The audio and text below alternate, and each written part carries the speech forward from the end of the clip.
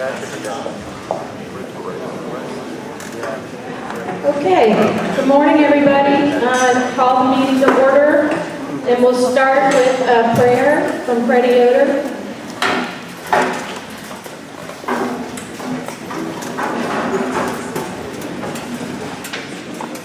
In the name of the Father, Son, and the Holy Spirit, amen.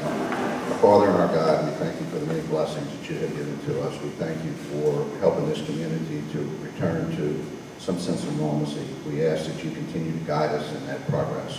We ask that you also watch over and protect our families, the military, the police, the fire department, the people that watch over us as we sleep. We ask you to inspire us to make the right decisions and let our heart be open to these decisions. Let us be open-minded, both as citizens and as decision makers in this community. We ask this in Christ's name, amen. And Laura Levon is going to lead us in the Pledge of Allegiance. I pledge allegiance to the flag of the United States of America and to the republic for which it stands, one nation, under God, indivisible, with liberty and justice for all. Thank you, Laura. And I would entertain a motion to accept the minutes of the January 19th general meeting. Glenn moved, the second. Freddie seconds. All in favor? Aye. Okay, now we're going to start with recognition and comments by attending public officials. First, I want to mention that Ed Murray isn't here today, which is an unusual thing, but he's in Alexandria on business. We have for us today Lieutenant Colonel Jernigan for the Department of Public Works. And he's a very brave man to come to one of our meetings and talk about streets. It's usually a tough issue to talk about in Lakeview. But he has some good information, and we welcome him to the podium.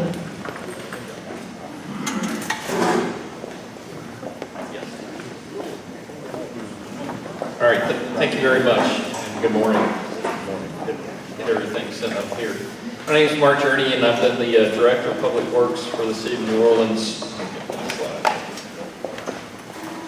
for about a year and a half now. And some days it seems like I've been with the city about 5 years, and some days it seems like I've been with the city for about a year.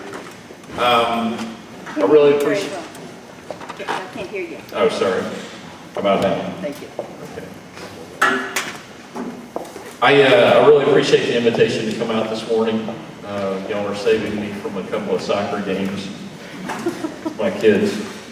I do have a couple of members of my staff with me this morning. Sharon and James. You can stand up. Sharon works community outreach for the department, and James is one of my project managers.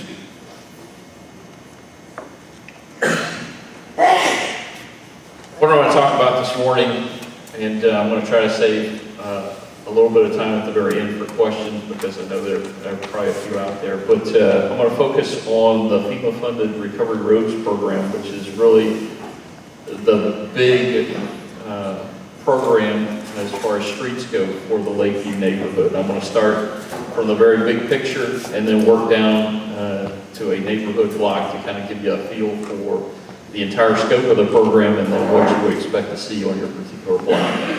And then I'm going to talk about a few other topics of interest at the very end. The Department of Public Works, for those of you who don't know, we've got about 140 employees. I cover streets, potholes, ditches, alleys, catch basins, drainage lines, parking enforcement, abandoned cars, traffic cameras, signs, signals, and street lights. If you look at my numbers, you notice that there was a big shift after Katrina as far as the number of staff, how we do business. We went a lot more outsourcing versus insourcing after Katrina. The construction program increased pretty substantially, but my budget stayed pretty much constant. The budget for 2013 for the Department of Public Works, approved budget operating on the operating side, was about $15.2 million. What this buys really on the maintenance side is about a staff of about 12 for citywide maintenance, to include pavement patching, ditching, cleaning out catch basins, and other maintenance tasks. Before I leave here, I want to talk a little bit about streetlights, because I know that's one thing that's on everybody's mind. In 2013, there was $10 million of community block development grant funding budgeted for streetlight repairs. Every day we have crews going out working. We've got 20 crews deployed citywide that work 6 days a week, 13 hours a day, repairing streetlights. If you look citywide, and I'll start at the very top, high level, citywide, we've got about 6,500 outages right now, citywide streetlight lines. That's actually down from about 8,000 beginning of the year, so we're slowly working down the backlog. If you look specifically in the Lakeview area, there's less than 100 outages in the Lakeview area.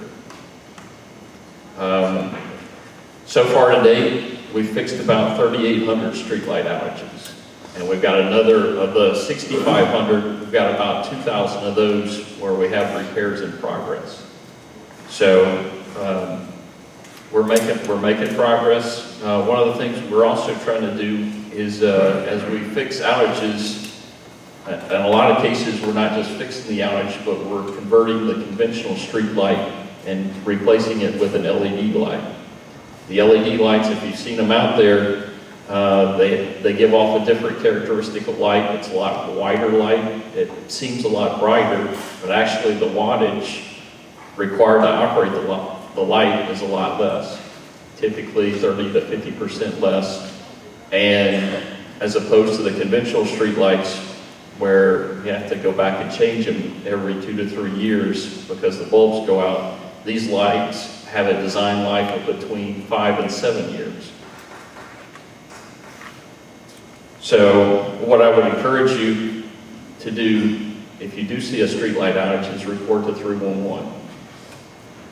When you report to 311, they take down your case number information, and make sure, if you can, to report the pole number as well, because that just helps my repair crews figure out what kind of, where your street light outage is, and it makes it much quicker for them to go out and take a look at it. Most of the repair crews I've got repairing street lights work in the daylight, so having the pole number prevents them from trying to go around and figure out what light's not working. When it goes to 311, once they open the case, that case is immediately sent to the streetlight maintenance contractor to program someone to go out and make an assessment. When they go out and make an assessment, if it's an easy fix, changing out the light bulb or doing any minor rewiring within the light bulb, it's a relatively quick fix once they get out there. If it's something more extensive where there's not power to the street light because an underground conduit was cut, those repairs typically have been taking 30 to 60 days because they have to go in and bore underground and reestablish the power to the street light. So that's sort of where we're at street light wise. As far as streets themselves, city owned, I own about 1,500 miles of streets. We got about 50 miles of bikeways across the city. I also own 149 bridges. I'm still at high level. My total capital program, and this is a snapshot of about 3 to 5 years, is about $500 million. So you have 4 primary types of funding. We've got bond-funded projects, Fleur-de-Lis Phase 3 being an example here in Lakeview of that. We've got community block development grant funding, the streetscape project on Harrison being an example of that, one of those projects. We've got FEMA funding, which is really the primary driver behind the Recovery Roads program, and then we've got DOT, FH, Federal Highway Administration funding, which that goes primarily to the Path to Progress projects that you see going on across the city. So how does that break down? If you look at what I've got, what the Department of Public Works has got on the plate for this year, we're looking at getting 100 projects into construction by the end of the year. And if you think back a couple of slides ago, typically before Katrina, we were lucky to get 15 projects into construction in a given year. That was a good year for us. This year, 100 projects. We're expecting to complete, based on current schedule, 68 projects. One of the projects specifically in Lakeview is Fleur-de-Lis Phase 3. For those of you who don't know, this goes from 30th Street to Hammond Highway. It's currently in final design. That design schedule will be complete this summer. We're looking to go into construction sometime at the end of the year, December timeframe. This is an $11.5 million project, total street reconstruction, new street pavement, new drain lines, new sewer, new pretty much everything. So 100 projects sounds like a lot, but in actuality, if you look at a city map wide, everything that's in purple is going to be touched by DPW in the next 3 to 5 years. And if you just look at this map, that's a lot of purple, right? That's good news and bad news. The good news is that's a lot of purple and a lot of work. The bad news is, for those of you who drive around the city, that's a lot of construction work. What I would say, first off, is be patient. The other piece of good news is this is not the only thing that's happening in town. If you were to overlay what the RTA is doing on the streetcar lines, overlay what the school district is doing as far as new schools, what capital is doing on the capital side as far as capital projects for the city. You look at what the Sewage and Water Corps is doing as far as sewer line repairs, water line repairs, and throw on top of that what the Corps of Engineers is doing as part of the CELA program. That's really a lot of work. We're talking probably, if you add up the numbers, somewhere in the $1 billion range. So a lot of work going on, and with all those agencies doing work at the same time, it requires a lot of coordination. So let's talk a little bit about the Recovery Roads program. And I want to start from, high level and work down. I want to emphasize a couple of things. The intent behind the program is really to restore the roads and sidewalks to their pre-Katrina condition. We can't go in and make it any better based on FEMA rules than it was prior to Katrina. But we can repair all the damage that's directly attributed to Hurricane Katrina, plus the immediate recovery efforts. So, when you had debris removal, trucks on the road, we can go in and fix the damage that they caused. This program is managed on a neighborhood-by-neighborhood basis, and repairs could, your street could be a complete reconstruction, it could be just repaving, it could be point repairs and patching, or it could be a combination. This is not a typical, street reconstruction program like you would see on Fleur-de-Lis. This is going to be, some streets are going to get lots of work, and some streets are not. And it's all based on what was deemed eligible by FEMA during a damage assessment visit of your particular neighborhood.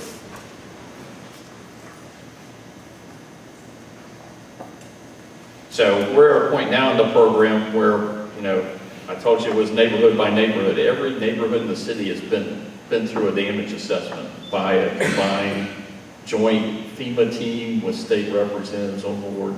And about 35,000 different areas were identified as eligible for repair under this program. The way FEMA works, they capture what's eligible for repair under in a document called a project worksheet. They do a project worksheet, for a particular neighborhood, or if a couple of neighborhoods together don't really have a whole lot of damage, they'll combine them. Right now, I'm looking at 54 project worksheets to capture all the damage under this program citywide. Of those 54, 35 have been all the way through the FEMA process, and we have money obligated for repairs for those 35. It says $188 million has been obligated on this slide, and that was true as of Monday this past week.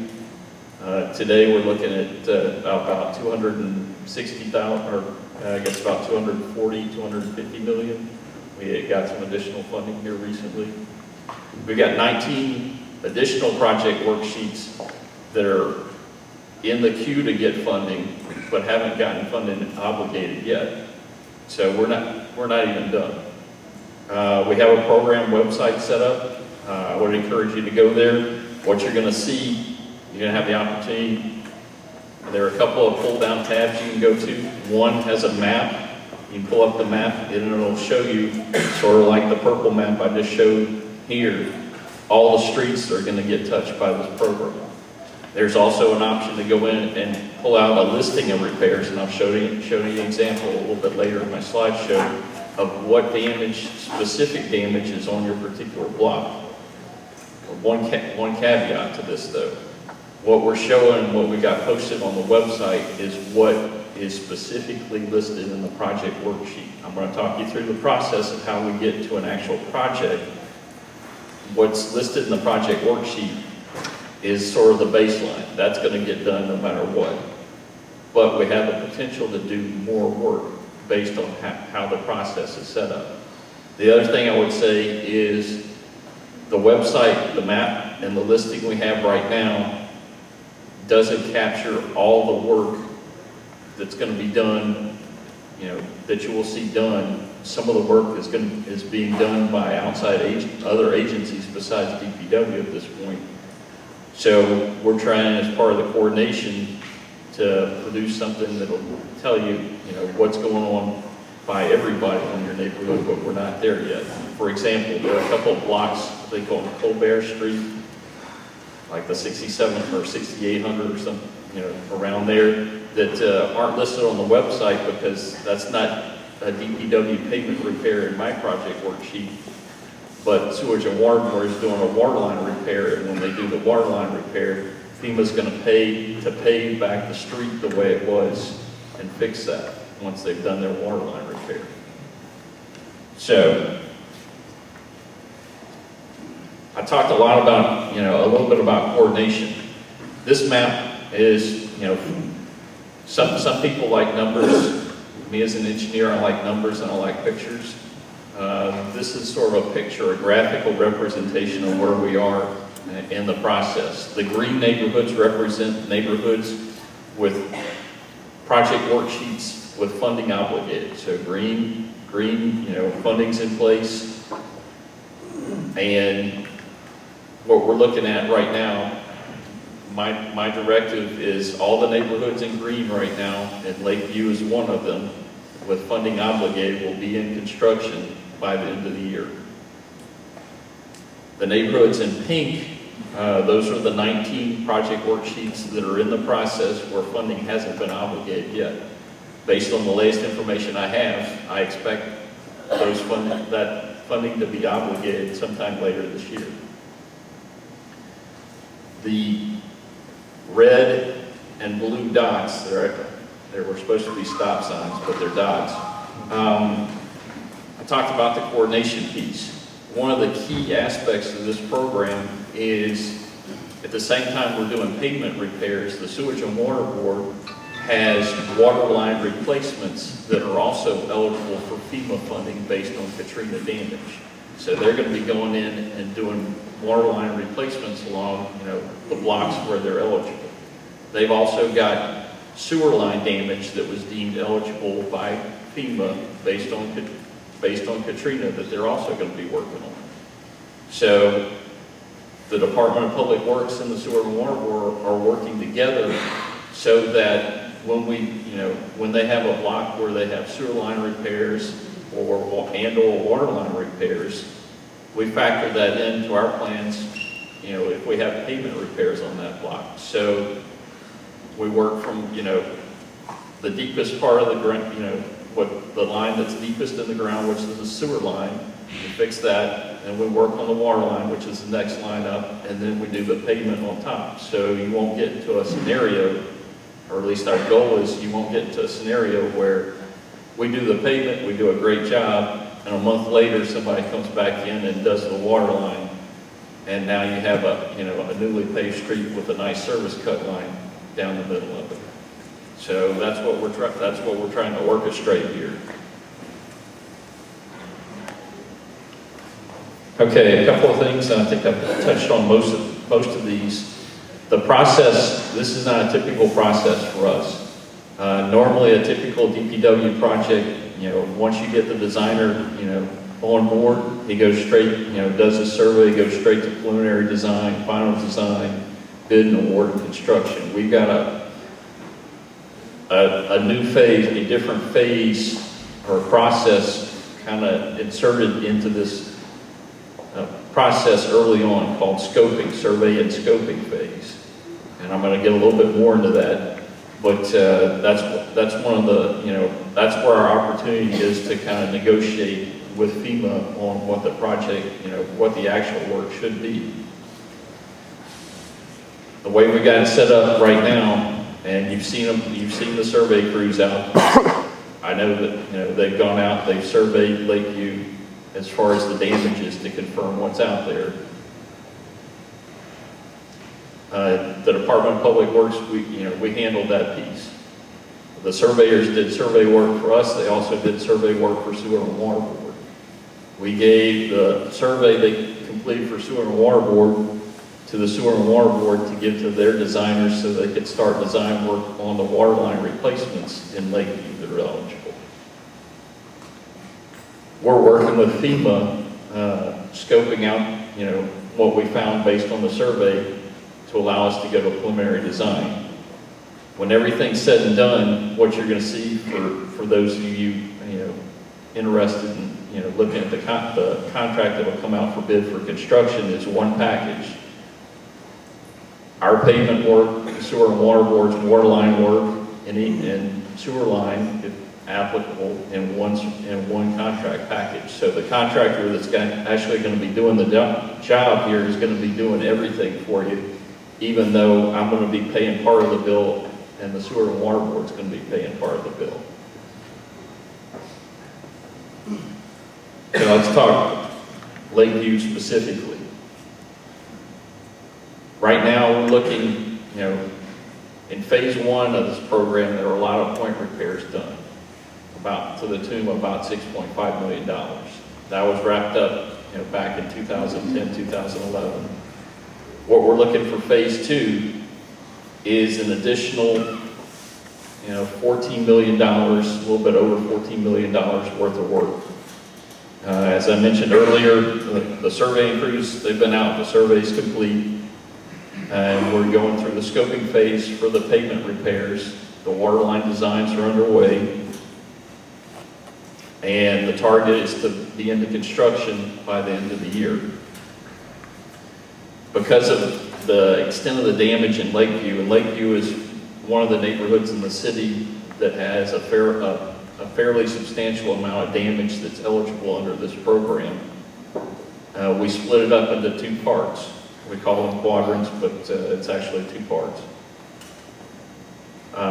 In order to get the designs underway quicker and to get to construction quicker. So those are the numbers. Here's the picture. This kind of delineates what's in quad one and what's in quad two, and when we expect, based on current schedules right now, when construction will start. Before construction starts, the process we have in place is we're going to come back to you, and we'll have a pre-construction meeting with the community. We'll come back to you and we'll tell you exactly what we're going to do, when we're going to do it, what to expect during construction, who the contractor is, and talk a little bit about, what you're going to see as far as impacts and what we're going to do to mitigate those. But we're not there yet. But just to kind of give you a preview, that's where we're headed. Let's talk an individual street, just to kind of give you an example of what to expect. And this particular street happens to be one we've already done, but just to kind of give you a feel for what's in the project worksheet, if you pull that listing up, this is the 6700 block of Vicksburg. What you're going to see is a listing, a specific listing of repairs. It goes down to the square yardage of concrete that is eligible for a sidewalk repair, or a curb repair, or a pavement repair, or to adjust. It goes into how many manholes get adjusted, where the curb is. Some of the listings are pretty specific. You got specific addresses. Some of the listings, if you pull it up, is just a block. And the purpose of the survey was to confirm on that block where that specific damage was. Here's what the 6700 block of Vicksburg looked like before the repairs started. And in this particular case, this is a street where we did a significant amount of repairs. This is not going to happen on every street in Lakeview, but this is an example of what potentially could happen. This is 6700 block of Vicksburg when construction wrapped up earlier last year actually. And this is an asphalt street. I know there are a lot of concrete streets in Lakeview. This is just one example. So what happens on your block? If you were to drill down and look at what, graphically look at what's in the project worksheet, my typical block, in most cases you're going to see patching. You're going to see a quote work pattern of eligible damage. You're going to see some, eligible damage on this part of the street, part of the sidewalk, maybe further down the block, you're going to see, a little bit more. This is what the surveyor picks up and confirms. These are the data points we start with. Then we go to the scoping process. We have a designer that comes on board and looks at this and says, you know what, we can't do this, this particular work, these specific locations, without doing some other work in the general area. So they do an analysis for us based on constructability and cost to determine what additional work needs to be done in order to make these repairs. So based on their analysis, they could say, you know what, from an engineering perspective, it doesn't make sense to do a patch here and a patch here without doing this middle section. And then, as part of the analysis, they might be able to say, well, we've done, if we put all the patches together, we've done paving on 75% of the street. It's cheaper to mobilize a construction contractor to do the entire street. It costs, as much or less to do the entire street once you factor in mobilization costs as it would be to do the 75% patchwork on the street. So this is our opportunity, and we're working with FEMA, we're pressing pretty hard to maximize the amount of payment we can do that's eligible under this program. Because we recognize, and I'm sure you do too, that from a capital improvement city budget perspective, looking at what, potentially could be out there versus what we've got here, and you run the numbers. You saw the numbers I put up earlier. You go back and think about the capital improvement program for DPW. In the good year, it was about $25 million citywide. This program is $240 million. That's like 10 years of the typical capital improvement program that, within 3 to 5 years. Lakeview, $14 million, that's a major opportunity. So we're going to try to maximize it. And we're factoring in not only what we do, but, the work Sewer and More Board's doing to completely maximize that. And the slideshow showing me that's it. That's my last slide. So I'll be happy to take any questions at this time. Yes? You mentioned about a pole number for the lights. Where is that located on the pole? On the pole, normally they have, if they, and some of the poles don't have them, but if they do have the pole number, normally it's about eye height. It's yellow numbers and letters. I live on Fleur de Lis, and I'm in the part, unfortunately, that the street hasn't been fixed yet. And I'm just wondering, you said at the end of the year when they're projected as far as starting the work on it, just a rough estimate about how long that takes. I'm trying to remember the first half, and are we talking 6 months, are we talking a year? I know I'm just, again, just a rough estimate.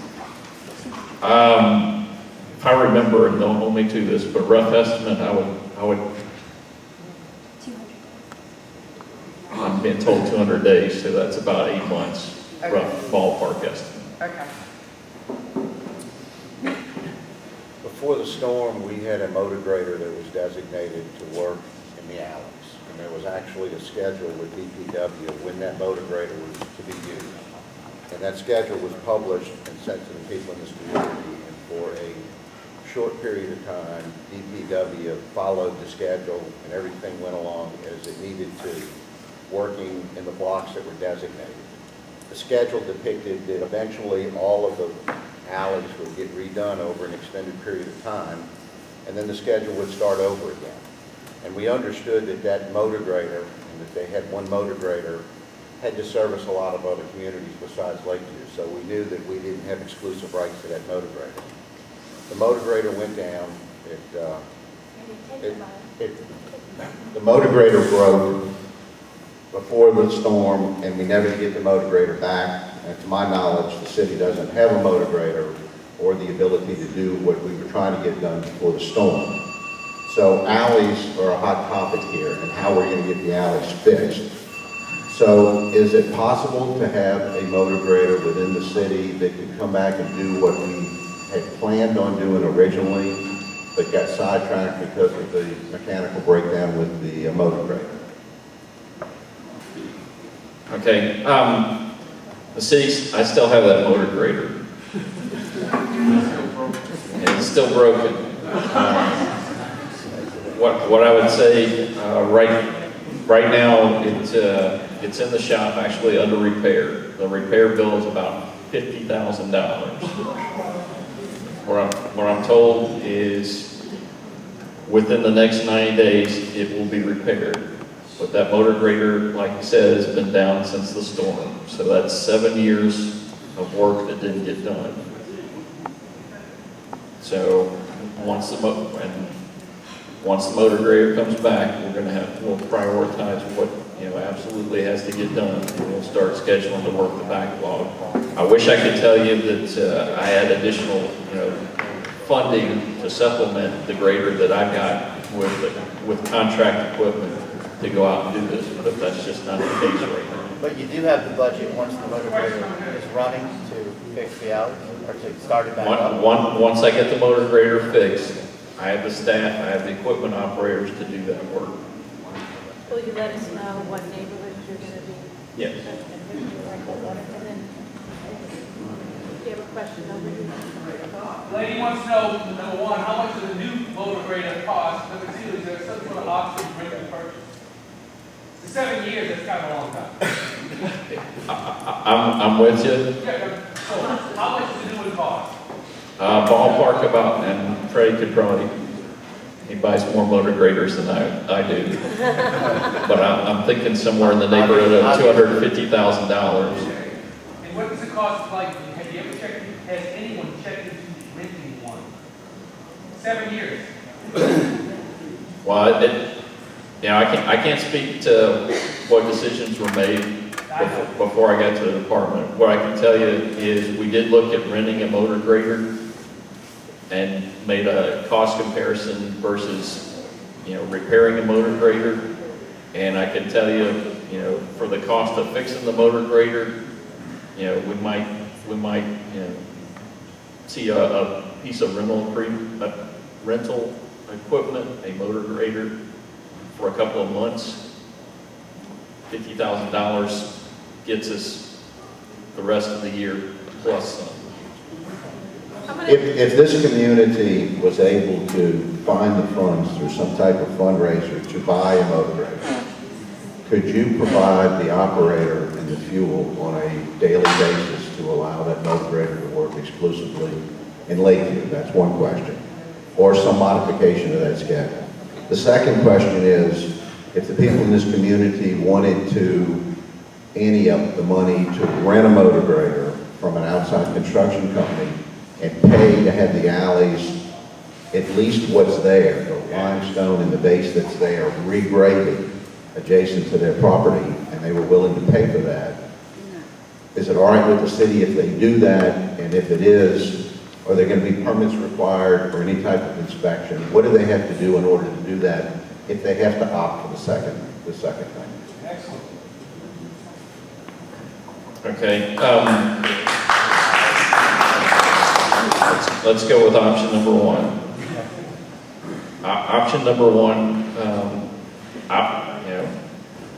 I'm a big supporter of any community that takes a proactive approach, and I'll do whatever I can to work with you to make that work.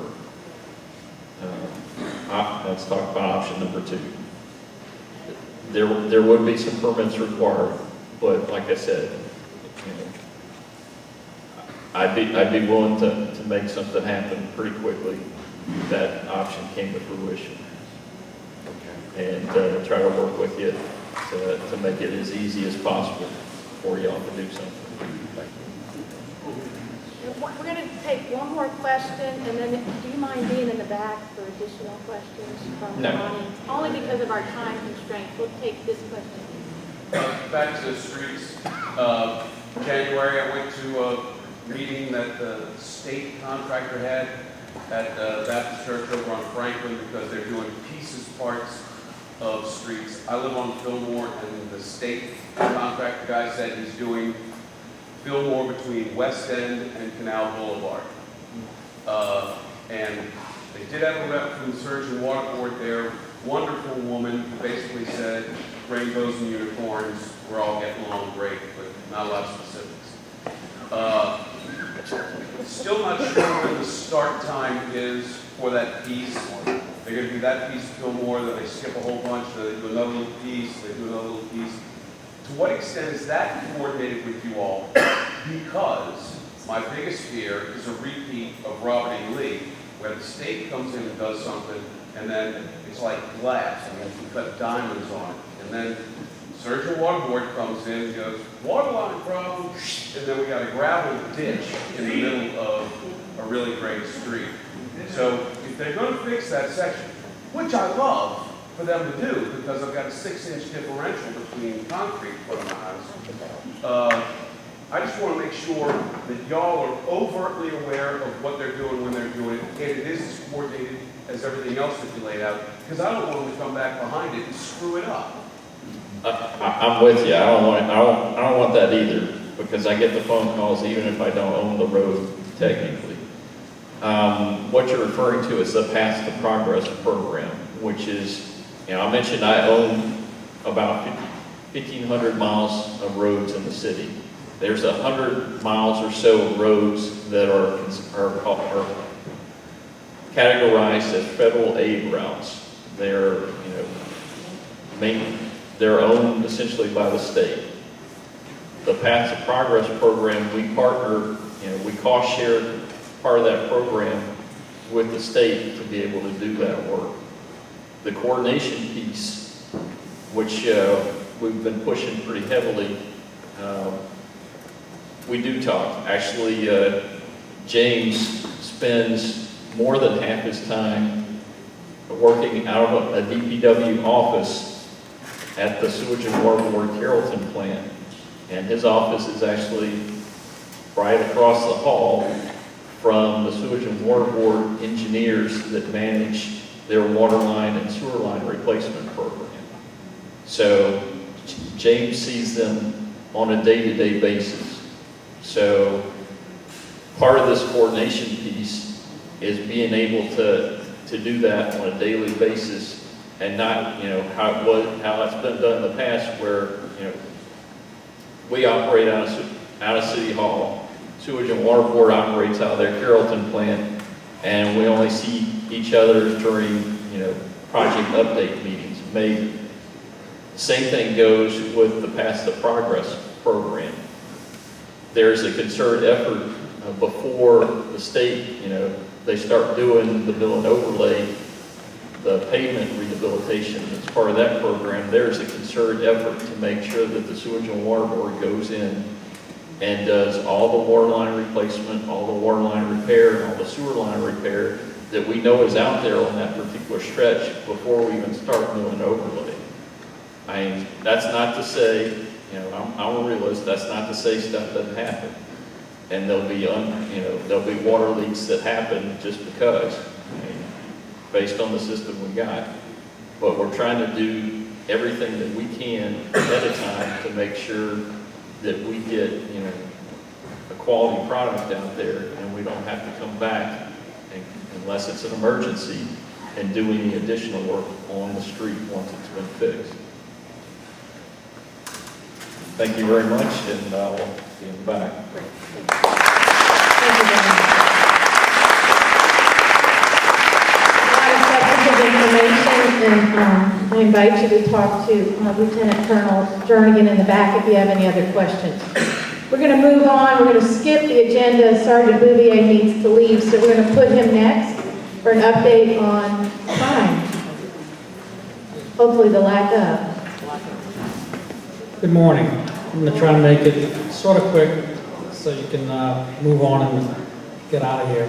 Our crime this year compared to last year, the numbers are very close. We're actually 4 crimes over at this time than we were this time last year. And as usual, it's auto burglaries. We have 15 auto burglaries so far this year. Out of 15, I made a mistake. I told someone earlier that we had 14 were unlocked. Actually, 13 were unlocked and 2 were locked. Of the 2 that were locked, one of them we did make an arrest on an apprehension and cleared that case.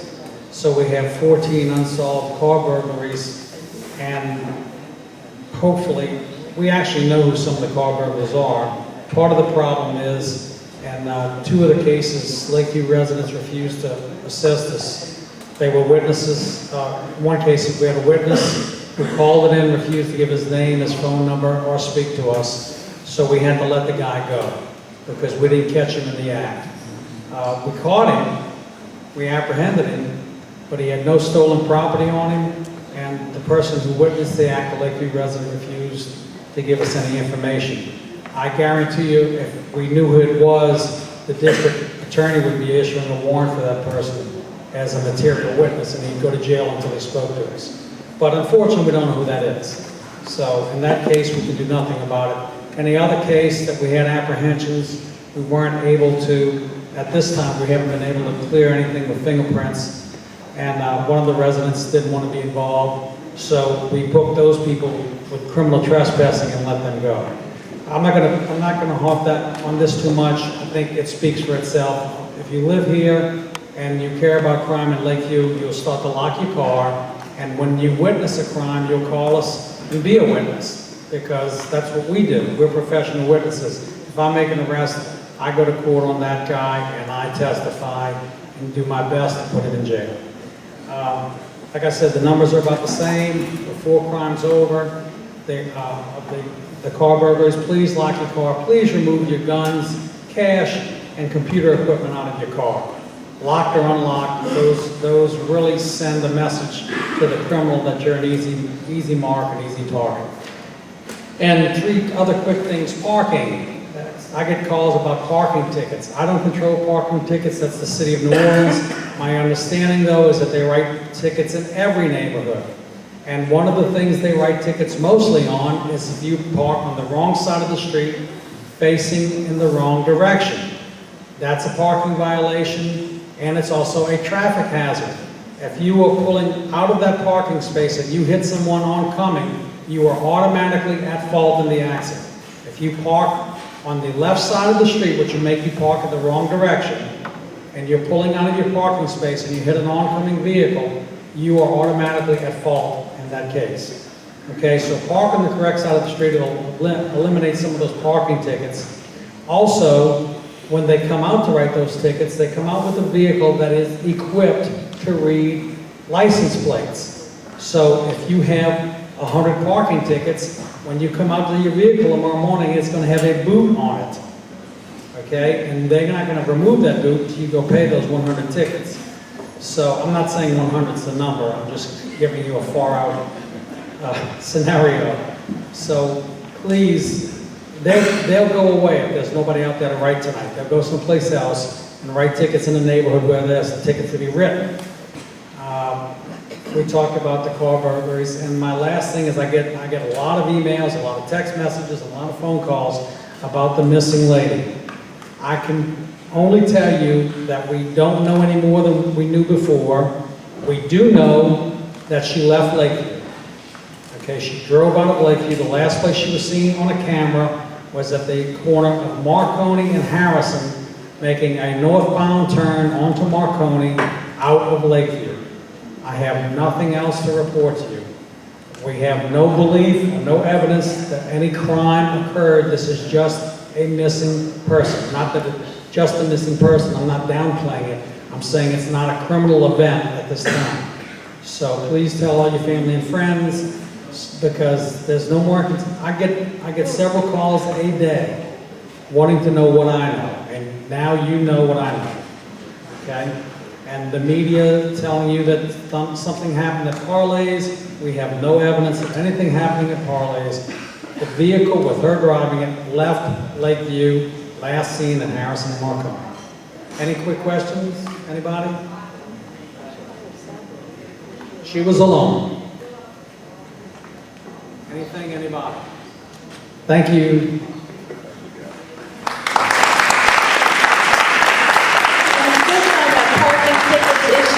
We received a lot of emails about people very angry when they got tickets after Endymion. And as an association, we're going to try to remind people when there's big events coming up to follow the parking laws, because that seems to be when they want to come out and get tickets. Next up, we're going to get an update on Vernon Brown. We have some very good news from Kyle Shelley in the mayor's office. Kyle's reached out to us recently and really been helpful on a lot of issues, and this is one of them. Good morning, everybody. My name, again, is Kyle Shelley with the Mayor's Neighborhood Engagement Office. So I'm here to give a quick update on Vernon Brown Gym. Right now, currently, we're at the end of the design phase. A bid will go out on April 15th, and will be out until May the 1st, when we'll choose a contractor. The timeline for the project is a 180-day contract process, which is about 6 months. Around July, that's when construction will start. Closer to July 1st, we will have a pre-construction meeting where we will have the contractors, the project manager, designers, everyone available to go into more specific details on the Vernon Brown Gym and the scope of work. Right now, the scope of work is a renovation repair job where they'll go and do the roofing of the Vernon Brown Gym, resurface the floors, so they'll have the gym back with the grain wood floors. Also the HVAC system, which is heating and AC systems. They will restore the theater that was in the gym. Also interior and external painting will be included. Like always, we'll try our best to update the community as we go along in the process, and we'll be engaging you all closer to construction in July, and we'll be working with you all on more updates.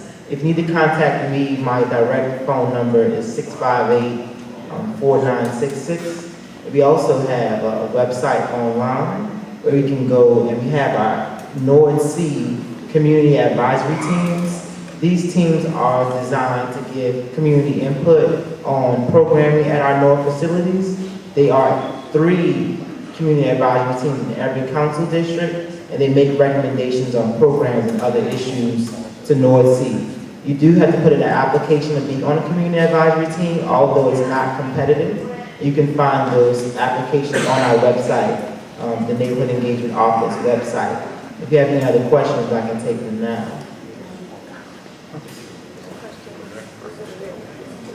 Yes, ma'am. Are you, city open to having other people help you take some of the improvements that we would like to have in the gym? Because there's other people that would really like to do this, other organizations, the home builders are interested, the retired NFL players are interested in doing this.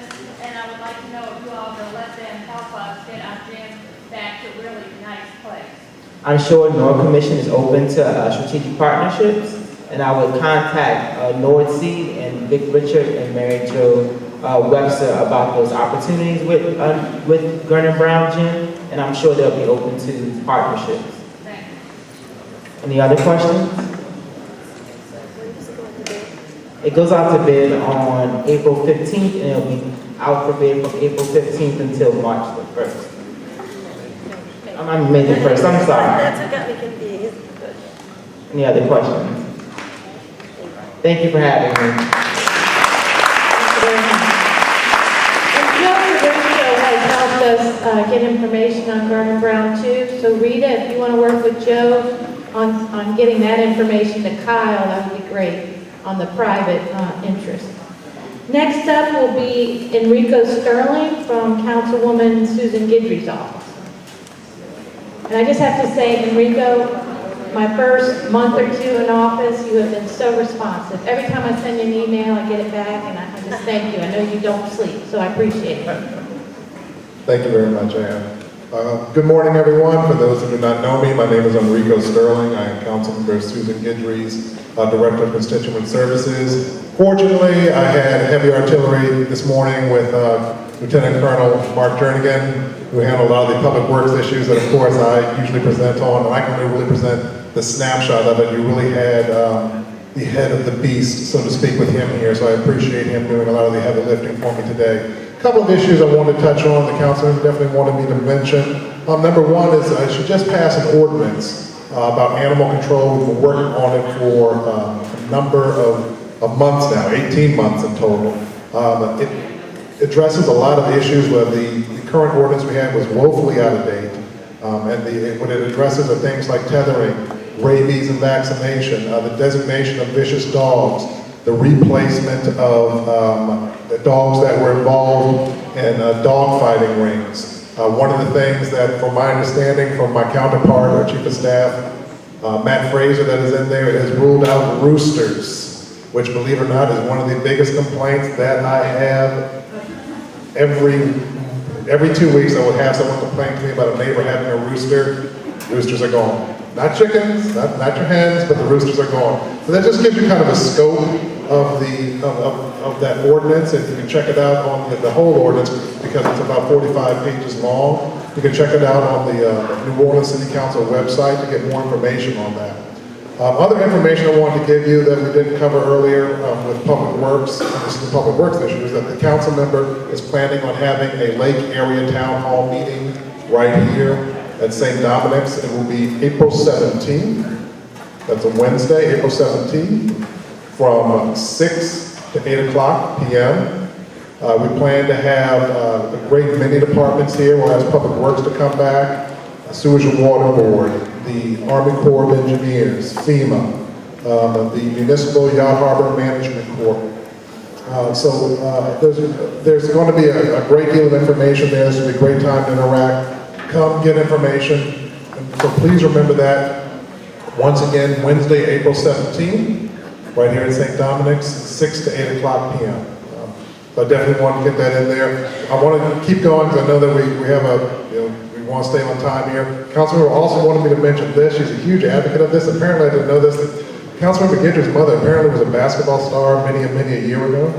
And I think they won a state championship with her. She's a very big women's basketball advocate, so she wants us to tout and support the women's NCAA tournament that is coming here at April 6th through 8th. It is always a very good tournament. It's always a very good production. There are a lot of things going on outside of the game itself. So if you get a chance, go downtown, check it out, and enjoy yourself there. But just to make note of that, the women's Final Four is 6th through 8th. Another thing that's come up, and I wanted to be sure to mention, there's been some questions brought to our office about the RTA terminal there right at City Park. I got in contact with RTA to find some more information about it. They are now in the current stages of doing the redesign for this, taking to the input that they received from the community meeting and from the councilman when she met with them. I asked them currently where they were with it. They said they're in the very early stages. The keynote here, and I clubbed it out of them 3 times, there will be another public meeting about this issue. So So even with the redesign going, they're going to put in another public meeting for us to voice how we feel about when they come up with the redesign. Just really quickly, one more thing I want to touch on is that there's going to be an auction of Nora properties that is coming up on Saturday, March 23rd at the Convention Center. Registration begins at 9 a.m. The auction commencement is going to be at 11. So I want everyone to have that information just in case you're interested in the Nora property. And any general questions? All right, thank you very much. Next up, we invite Sarah Houston to the podium. She is our new school board representative, and we're glad she's here today. And I hope I pronounced your name right.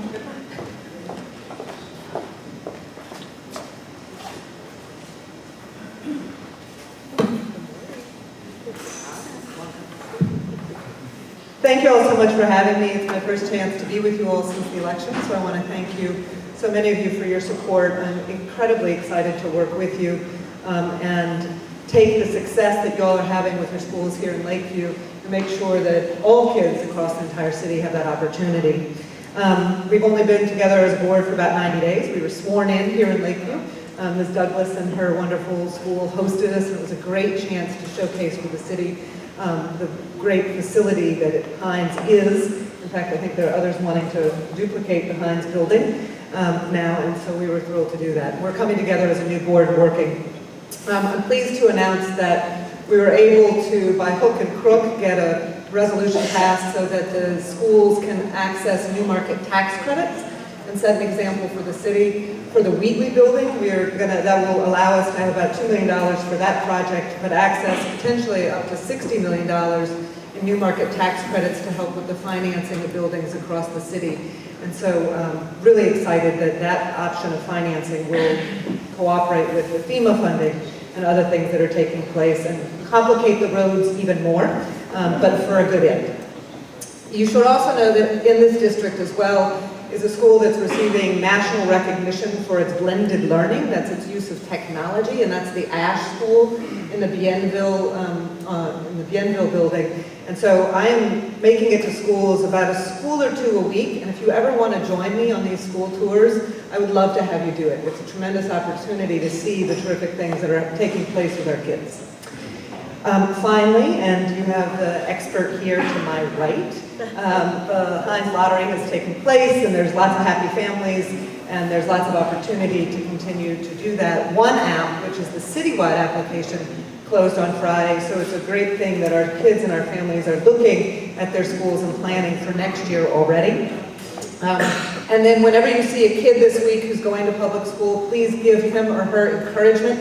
They start their testing on Tuesday, and I actually think all of us saying, go ahead, go get them, will actually make a difference. So the last thing I want to point out is we have some folks, Sandra and Courtney in the back, who have come to us today to share with you all information that they've collected specifically on Lakeview. It's called Ready, Set, Go. They're doing profiles of the early childhood readiness for all children across the city. This is the first time that we have gotten such detailed, comprehensive information on our little bitty ones to make sure that they are ready for school. And so with the open network, Sandra and Courtney have literally surveyed thousands of kids and are going to continue to do so. And they are here. Their information is a specific Lakeview profile. As you all know, you're doing great. There's always room for improvement, but you're doing great. And it's a model for other neighborhoods to look at. So if you'd like to see this information, they have it at the back table. And anyone who wants to assist with additional early childhood efforts, they can help you do the research and get you resources for that. So thank you very much. Happy St. Patrick's Day, and I look forward to working with all of you.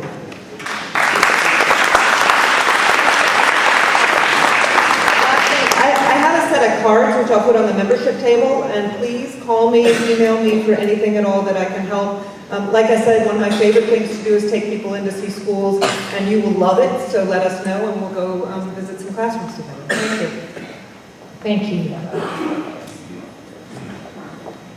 Okay, next up, we are going to invite the two candidates that are running for juvenile court. to say a few words. We'll start with Doug Hamill, and then Cynthia Samuels is also here.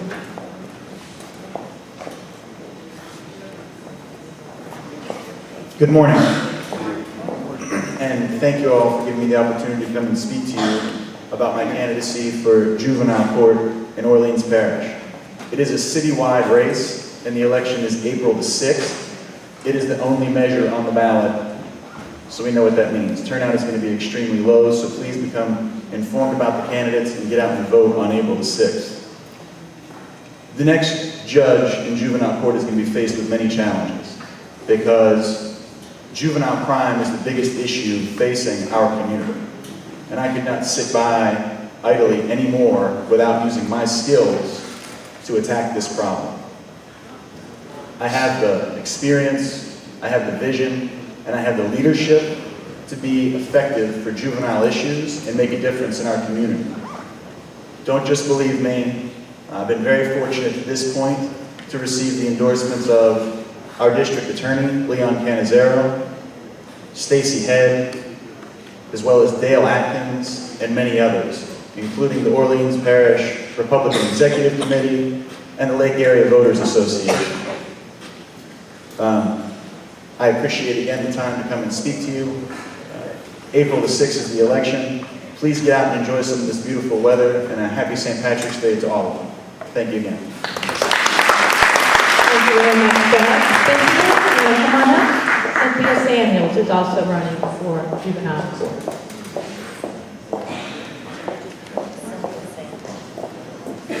Good morning. As she said, my name is Cynthia Samuel, and I'm also running for juvenile court judge. And I believe that I'm the best candidate for juvenile court judge because I have practiced juvenile law for 23 years. I've lived in Lakeview for 26 years, so that means I lived in Lakeview during law school, part of undergraduate school. And both of my children attended Hines. Of course, that was back in the day before Michelle was the principal. And so I do love Lakeview, and this is my home. In those 23 years, I have practiced and conducted hundreds of trials. I have handled thousands of juvenile cases, and I have acquired an abundance of knowledge. And when you go to the polls on April the 6th, please consider real experience in juvenile law for the next juvenile court judge. We need judges who have experience conducting trials. We need judges who have the knowledge of juvenile law. That is going to make a difference in juvenile crime in this city. And of course, we don't have that problem as much in Lakeview, but it is a huge problem in the city. New Orleans is my city. I'm from New Orleans. I grew up in New Orleans, and I've lived my whole life in New Orleans. I want to make this city a better place, and I decided to run for judge because I believe in this city, and I believe that I have something to offer with my 23 years of knowledge to give back to the city and to try to make this city a better place. Thank you, and I appreciate your vote on April the 6th. Okay, moving on to announcements. Yes, flyers. Okay. You want to put them in the back? Yes, I'll put them in the back. All right. We're moving on to announcements now. We have a very big event coming up, and Glenn Stout's going to talk about it, Taste at the Lake. This is not about streets. This is about street party. April 6th, important day for the candidates who just spoke, but in the evening you'll need something to do, and this is it. It's called Taste at the Lake. Very close to the lake. It will be held in Robert E. Lee Shopping Center. We all refer to it as recently learned. That's called the West Lake Shore Shopping Plaza. Who knew? In any case, it's up there by Robert's Grocery. Robert's is one of our generous sponsors along with Ladder and Bloom. And also the Lupo Enterprises, Estes Construction, and Lakeview Veterinary so far. However, if you know someone or you or your business would like to help us sponsor the event, please contact me. I'm glenstout@gmail.com, or you get in touch with our website and have a look there. You can buy tickets online. It's only $50. It's an all-inclusive price. It's 3 hours of, Lent will be over, so we'll all be done our rigorous fasting. So in the evening, we'll have wine, beer, cocktails, 35 restaurants, a band, and a special guest appearance by Amanda Shaw. We're partnered with WGNO, so it's going to get a lot of media publicity and go out region-wide. It's a citywide event, so please come and join us. If you'd like to donate a little bit more and maybe get that motor grader a little sooner, you can be a patron, and that's only $100, and you get a special custom poster design and printed done by Bunny Matthews. Thanks so much. Hope to see you there.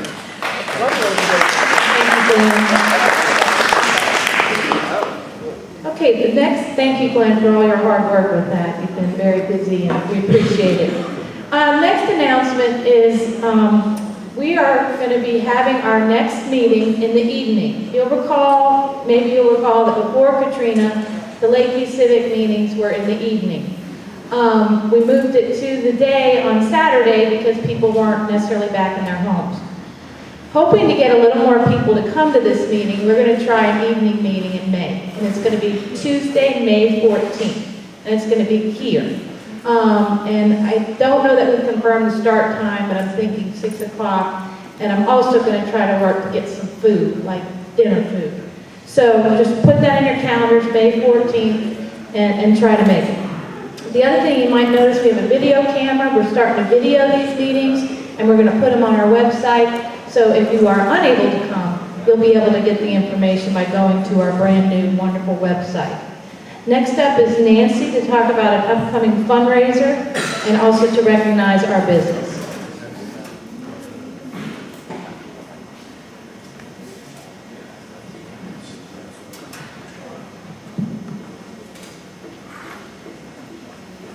Okay, we have as y'all have seen on television, we have a police officer in New Orleans that was shot in the Dollar General parking lot. In the Dollar General at Poland and St. Claude. He is currently hospitalized and going through therapy, and he's got a long, long road to recovery. With that being said, we are having a fundraiser for him at Generations Hall on Wednesday, April 17th from 5 to 10 p.m. There'll be a silent auction. A $25 ticket includes tastings of 12 restaurants, 2 or 3 beverages, and we have about 6 bands playing. So it ought to be a really, really nice event. If you pay ahead, it's $25. If you pay at the door, it's $30.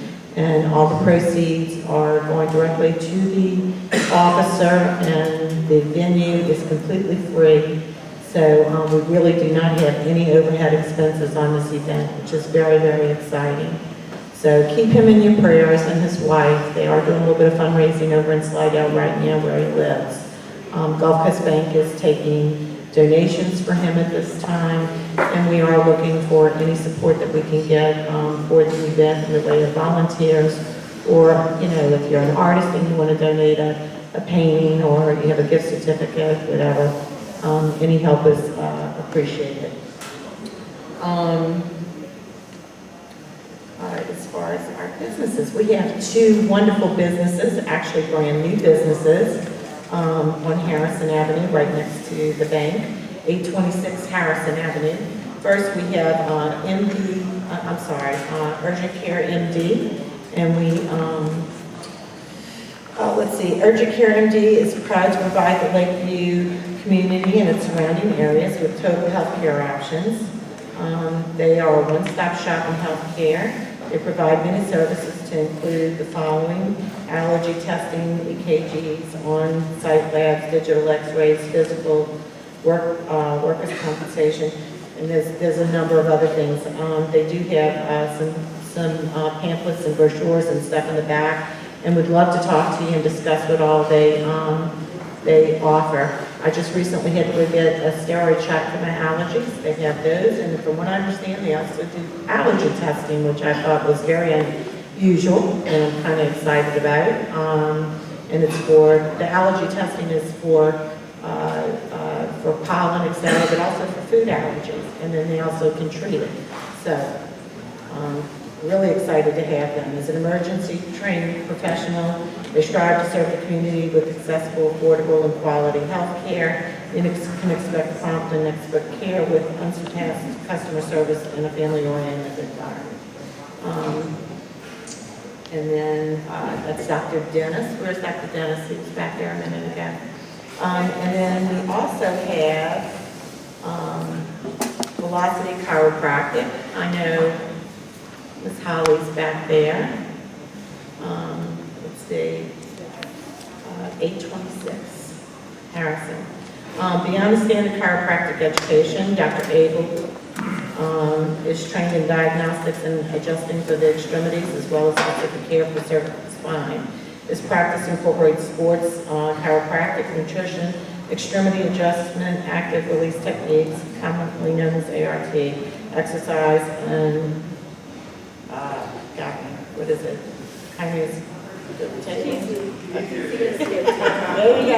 Kinesiotaping. Dr. Abel has been in practice treating families, athletes, weekend warriors, and professional stuntmen since 2005. And Holly is a stunt woman. So we've got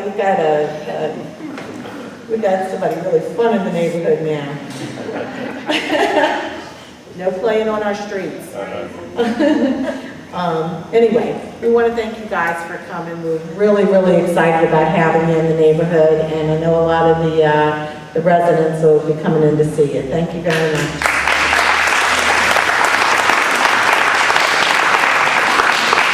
Okay, next up, we have a report from Freddie Yoder with our infrastructure committee about several things going on. Thank you, Ann. How many people in the audience have been at the last two meetings, either one of those meetings concerning Harrison Avenue? I wear, as y'all know, many hats. One of the hats I wear is president of Dirt Heavy Construction, who happens to be a low bidder on Harrison Avenue. The other hat I wear is a citizen of Lakeview, and the third hat I wear is chairman of the infrastructure committee. I've been in Lakeview all of my life. Doing Harrison Avenue and rebuilding this community has taken up a large part of my time that I am very passionate about. So when this project came along for bid, I decided it would be a good thing for me to look after the interest of this community by my company being the low bidder. So we very aggressively went to public bid on this project and competed against about 12 other contractors. And fortunately or unfortunately, we were the low bidder by a substantial amount. Now, my objective was to make sure that this project was done correctly, to make sure that the people in this community, particularly the businesses in this community, were treated fairly, and there was cooperation between the contractors, which is their heavy construction, and the businesses to minimize their impact. All right, that was my objective when we aggressively went after this project. The one thing I failed to realize is my passion and connection that I have with the majority of the people that are up and down the street, having grown up and spent a lot of time with most of y'all. So, what I have done is when I appointed our project manager for this particular project, I took our vice president of project management. We have about 20 project managers in my company. And I said, I want the best. So I took the man that leads all of our project managers, who's our vice president of project management. And I said, Richard, you're going to run Harrison Avenue because I want it done right. And I want everything to go as it should. So he says, okay. So he reluctantly took the job because he knew how I felt about this project. So I have to make sure, and this is what I'm leading to, I have to make sure that I don't get my hats mixed up. All right? So I am here this morning to give everybody an update from the infrastructure committee that I head up, where we stand on Harrison Avenue, along with 3 other items of interest going on in this community. So our report this morning, Harrison Avenue, the scope of work, and the different pertinent information surrounding it. All of what I'm about to tell y'all has already been given to Michelle, the report, and she is going to post that information in the minutes. And the minutes will be on the website. And the phone number of Richard Meir, who's our Vice President of Project Management for this particular project, his number is there as well. So the one thing I am going to work hard to avoid is interfering with Richard's job, which he's already reminded me of several times. You got to stay out of the business because everybody knows you and they want to go to you, and that circumvents the chain of command. So he's made me promise to stay out of it, which I haven't been real good about doing since the beginning. And I got into a heated discussion this morning with one of the business owners about what was going to go on out there, and I need to stop doing that. So I will be involved in looking after what goes on in this project, but I'll be behind the scenes, and I'm going to let Richard Meir at our office handle this. We've had 2 meetings so far. The project is scheduled to get started Monday, so we are moving ahead with that. The completion date is a 50-week project. All right, now we had some options when we were trying to decide on how to do this job. The option was to take the whole construction area, and the construction area runs from Canal Boulevard to Argonne, and then it runs from virtually property line to property line on the north and south sides. So that whole footprint that I just described is a construction zone. And we theoretically could be working in all of those areas at the same time. We could have everything turned completely upside down. That's not the way it's going to happen. The way it's going to happen is we are going to focus on the neutral grounds first. We are going to take it on a block-by-block basis, which will have minimum impact to the adjacent buildings, businesses that depend on that neutral ground for parking.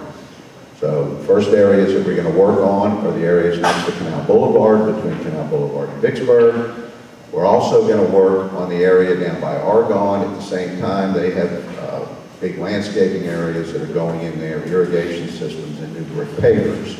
So we're going to try to get those areas done as quickly as we can, and then we're going to move to the other 2 neutral grounds, and we're going to do those equally as quick. They will not take 50 weeks. They will take several weeks, but not 50 weeks. So that's the ultimate goal.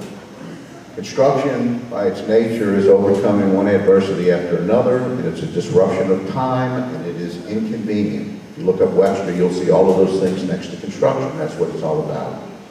So how you minimize those and move quickly through the project is what will make it successful from the standpoint of the city, the contractor, and the businesses. So we're going to work hard to try to do that. It's in our best interest as contractors to get finished with this job as quickly as we can. All right? The field office for this project, which is where we have our weekly meetings and where we will use as a laydown yard to stockpile the materials necessary to build this job, need to be in the footprint of the construction zone. Right? It's not practical to have a construction office that's located outside of the construction zone because the impact to try to move materials back and forth and the availability of the people that are accessing those offices become impractical at that point. So there's been a lot of discussion about where that office needs to be. The neutral grounds are the likely place to do that. We get started to set them up. In one of the meetings, we talked about having it over at Argonne and Harrison Avenue. We set it up there, and we got a lot of complaints. They didn't like that location. Now we've relocated it to the middle block. Well, they don't like that location either. So there's not any neutral ground location I can tell you that anybody's going to like. So whatever we do, somebody's going to be mad. Right? So we will meet with the city of New Orleans again because there's been a loud vocal voice that has complained about that.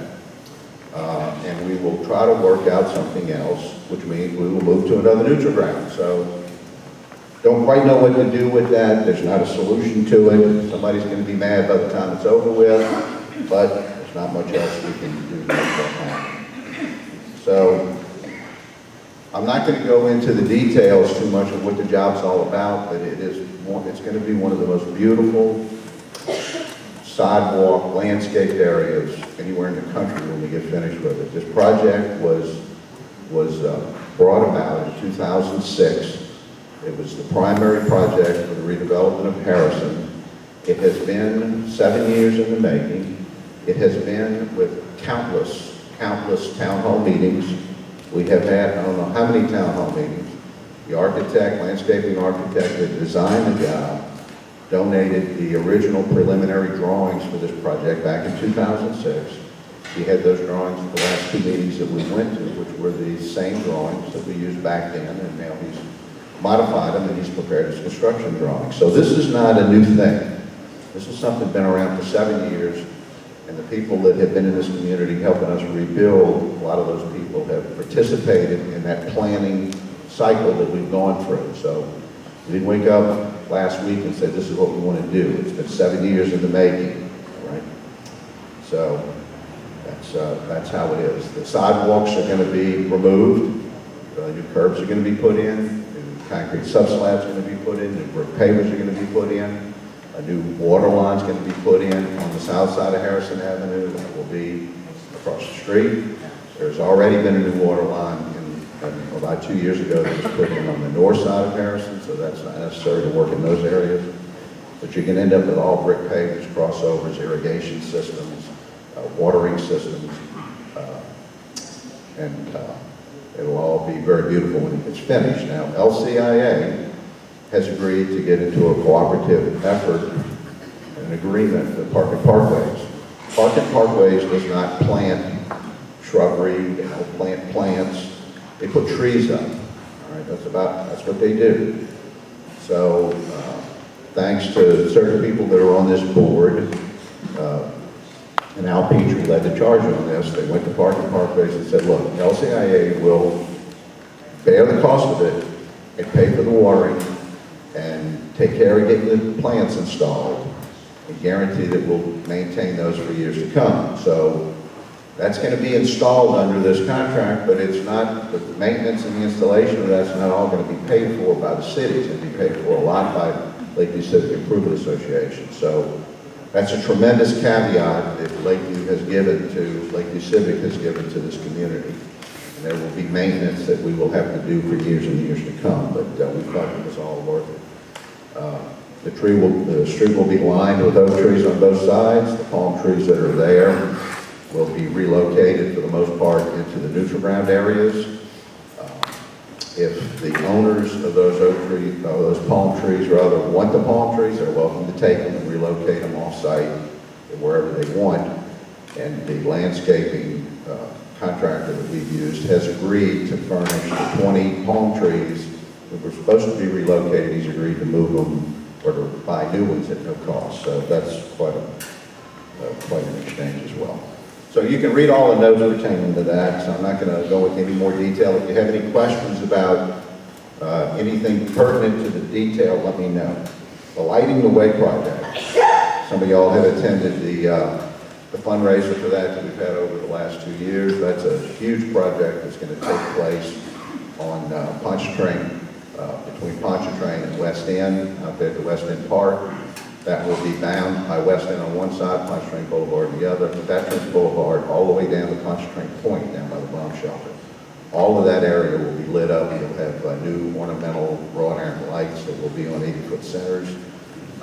They will be on the entire area, including all the crossovers. And the estimated cost of that project is about $600,000 in hard cost.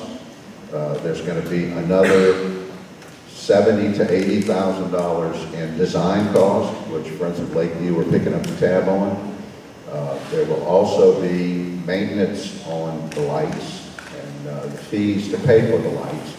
And we've approached Entergy to try to help us with that cost. We're hopeful that they're going to step up to the plate and pay those maintenance bills on those lights as well. So that's a big project. We had a meeting last Friday, and that was with Robert Lupo as chairman of the non-asset levy board.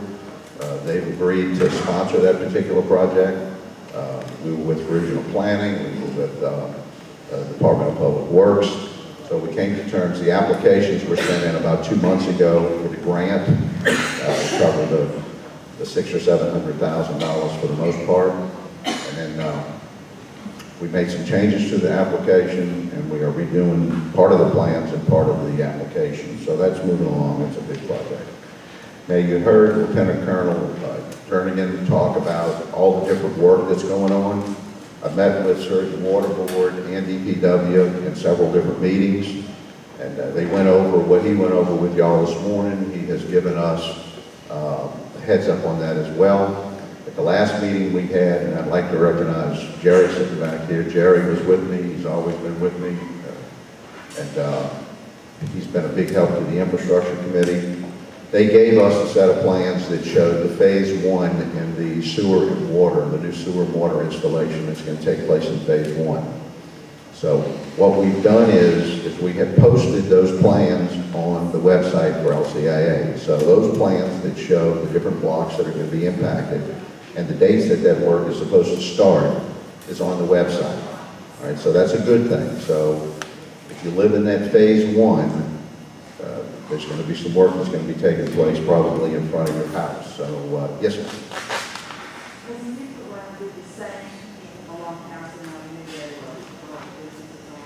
I'm sorry, say that. Will the neutral ground be the same size? Will Harrison Avenue be the same size? Will the neutral ground in Harrison Avenue be the same size as it is today? Absolutely. The size of the neutral grounds are not changing. The only thing that's changing on the neutral grounds is the landscaping and irrigation associated with that. The paving area, the rough asphalt that you have there and the parking bumpers, there's not anything in the plans to improve on that or to do anything with that. There's not enough money in the budget when the city put together the final details to have that done. So what you'll see is not any change in the configuration of the neutral grounds, but you will see improved landscaping. Now, against the curb, they're going to have what they call bump outs on each end. On the sidewalk end, those bump outs are where the curb comes out and actually juts out into the parking lane, and it establishes the parking lane as its own designated area so that it doesn't look like another driving lane. So they will have bump outs at each end, and those bump outs will then provide the parking for the cars that are presently using that parking. So that'll take place. But that's basically the only configuration you've got. One of the big decisions that's going to happen by all the businesses that are down there is we go from property line to property line. We can't step out of the limits of that property line. We are bound by law to work. We are confined to work within those property lines. The property line doesn't always go up to the front of a building, nor does it always go up to the edge of an existing street. The owner has to make a decision if he wants new work that matches what's ready to happen in front of his business to happen at the same time. If they want it, then we're going to provide as a service to go all the way to the property line under an individual contract with that property owner. I don't care about doing it. It's more aggravation than it's worth, but it's something that needs to be done so that the sidewalk looks like it's a continuous process. Didn't come back at a later date by another contractor and scab onto it. It would be done in one fluid motion. So that will be coordinated by our project management team as are out there with each one of the property owners. So when we're working on the business side of it, on the sidewalk side of it, there is going to be some major inconvenience. We will provide. We are not going to restrict or eliminate access into the buildings, but the people that are going to those buildings are going to have to use wooden walkways. So that's kind of what's getting ready to happen. So for the most part, that's it. They've already talked about everything else, talked about sewage and water board. So if there's any questions, I'll be around after the meeting. Come see me. We're so blessed and lucky that Freddie is doing streetscape. It's going to be wonderful, and he loves Lakeview, so everything's going to be done the best for us. So I think we should be very happy about that. Something we wanted to mention: Taste at the Lake tickets are available online at tasteofthelake.com, or you can get tickets at Robert's or Lakeview Grocery. And you're going to be rewarded for coming today and staying, because in just a few minutes we're going to be drawing the winners of our raffle, which are 4 free tickets to the event. So just stand by. We only have 2 more committee reports, and then we're going to pull that raffle as well as tell you who won the prime camera for the meet and greets. So next up is the Lakeview Neighborhood Watch Group, and Barbara is here to talk about that.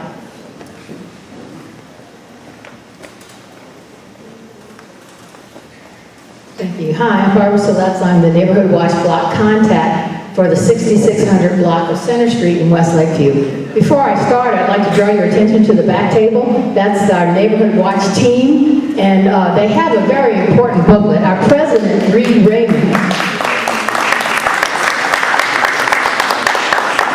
Reed, would you stand up? our president, Reed Raymond, has put together an absolutely wonderful handbook that includes a lot of not only information, but telephone numbers and email addresses for the police, for City Hall, for all kinds of numbers you may want to call.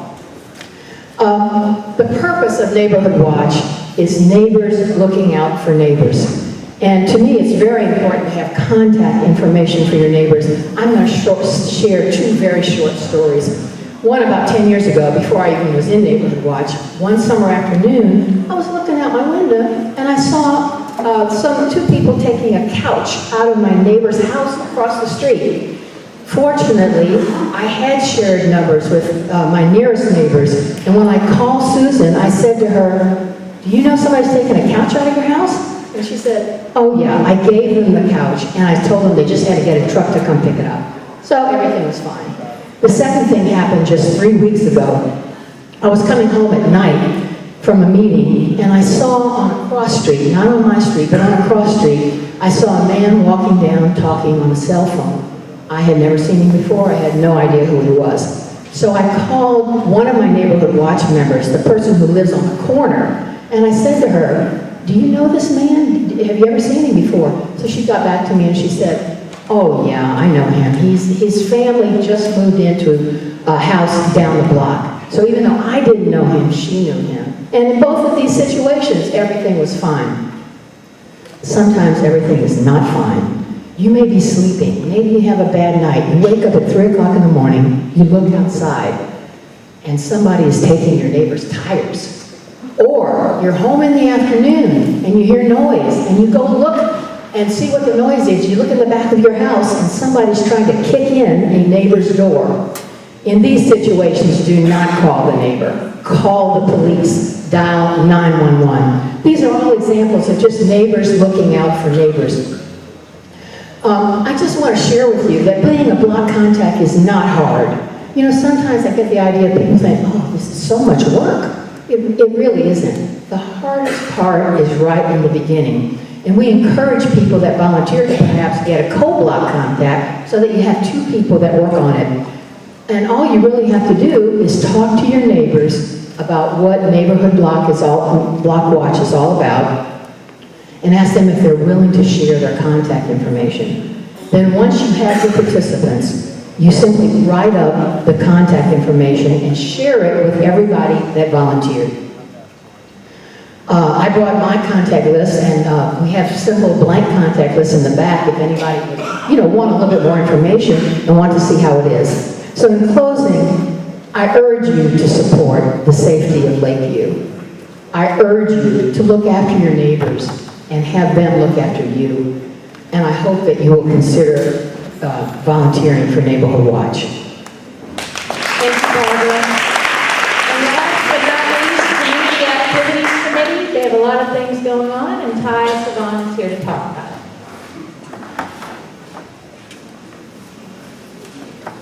Thank you. We have had quite a few activities going on.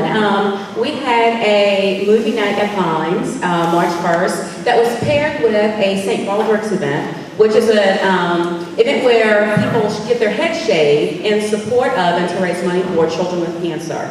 And so $4,500 was raised at that event. So thank you for everybody who came out and supported that. On the 9th, we also had our meet and greets. I'll get back to that because we have we had 16 parties, and one of those host of a party will win a gift. But next Sunday on the 24th, we have our annual Easter egg hunt at the playground right here on Canal Boulevard. That starts at noon. It'll be for kids ages 1 to 10, and we're going to break them up and let them find eggs in different age groups. So we'll have flyers that'll be up on the website, and I'm sure that Mark will send out an e-blast soon about that. And the next thing in April, we'll have 2 little libraries going up. I don't know if any of you saw the little library that was in the library a couple of months ago, but basically it's just a free book sharing site. So we'll have one at Florida Lee Park, and we'll have one right next to the playground on Canal Boulevard. And so basically the idea is that it's stocked with books, some children's books, some books for adults. And you come, you borrow a book. When you finish with it, you bring it back. And so at the next couple of marketplaces, we will have a book drop. So if anybody has any gently used books they'd like to donate to that, we'll be collecting those at the marketplaces. And those will go in at the end of April.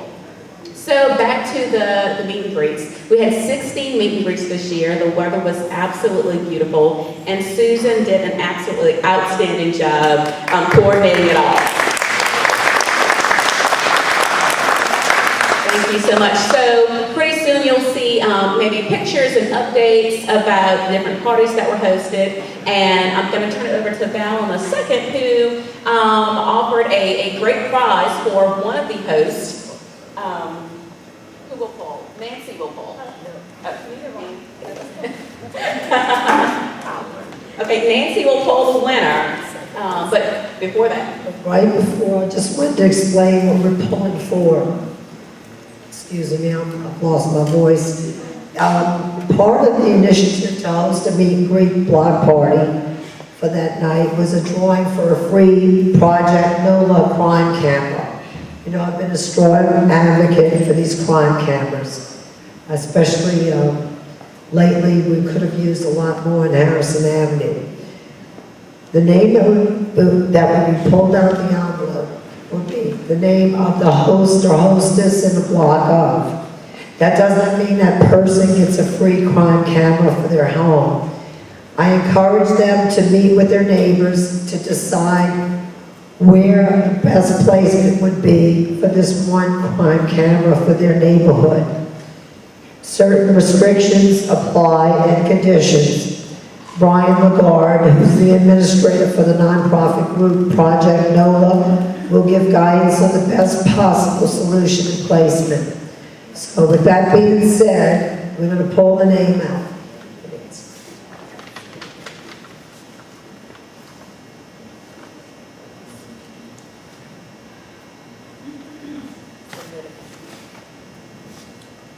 Christian Cahoon, 6500 block of Lewis the 14th Street. So that neighborhood, they win a free phone call. That's really going to help because we definitely need one in that area. 6500 block of Lewis the 14th Street. We'll get with you and set up the best possible scenario for your crime camera.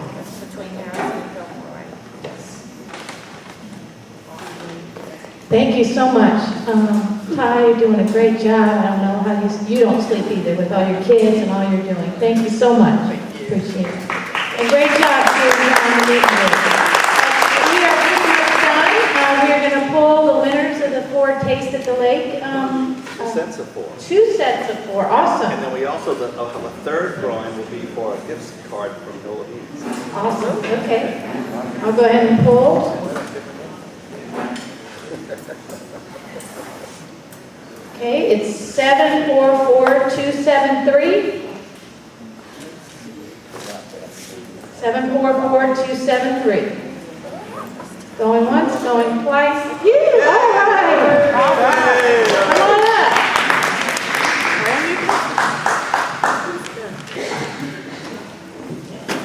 How much is each ticket, Glenn? 50, so that's a $200 prize. Awesome. Congrats. Yay.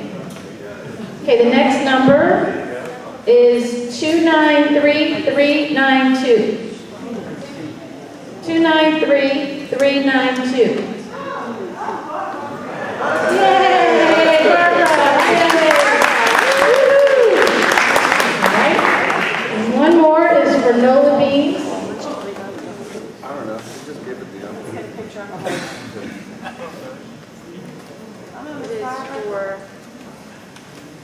$15. Okay, let's see. You get lunch, you know. Okay.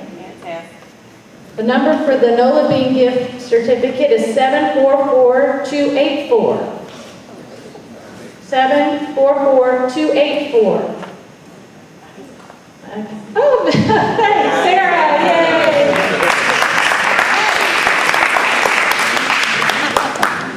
Okay, and I would entertain at this time, unless I've missed something, a motion to adjourn the meeting. Tom Schnatz moves, Brian seconds, all in favor? Thank you for coming, everybody.